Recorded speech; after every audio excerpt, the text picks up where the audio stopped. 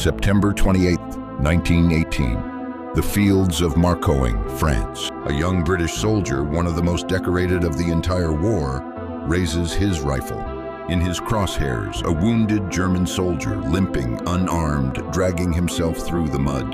The German looks up, their eyes meet. The British soldier lowers his gun. That German soldier's name was Adolf Hitler, and the man who let him live would spend the rest of his life wishing he hadn't. His name was Henry Tandy, born in 1891 in Leamington Spa, England. Poor family, no future. So at 17, he did what men without options did. He enlisted. By 1918, Tandy had become something extraordinary. He carried wounded soldiers off the field under live fire. He single-handedly restored a broken Allied position at the Battle of the Canal du Nord. He fought at Ypres, at Passchendaele, in trenches that turned men into ghosts. On September 27, 1918, he did something almost impossible.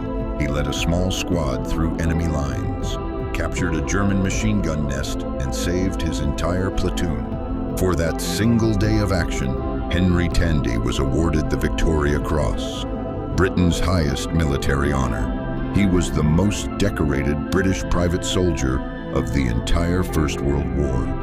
And then came September 28th. The fighting was winding down near the village of Marcoing. Tandy's unit had taken the position. Germans were retreating. Through the smoke, Tandy spotted a lone figure, a young German corporal wounded in the leg. Stumbling away from the battlefield, no weapon, no threat, Tandy raised his rifle. The German turned and looked directly at him.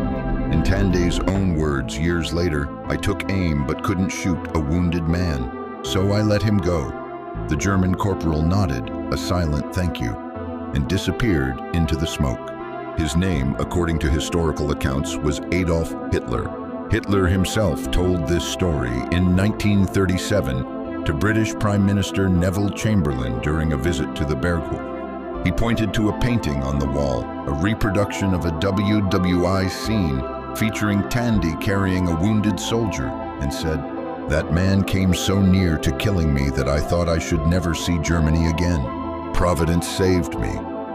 He had tracked down the painting, had it reproduced, hung it in his home, Henry Tandy's face, on Adolf Hitler's wall.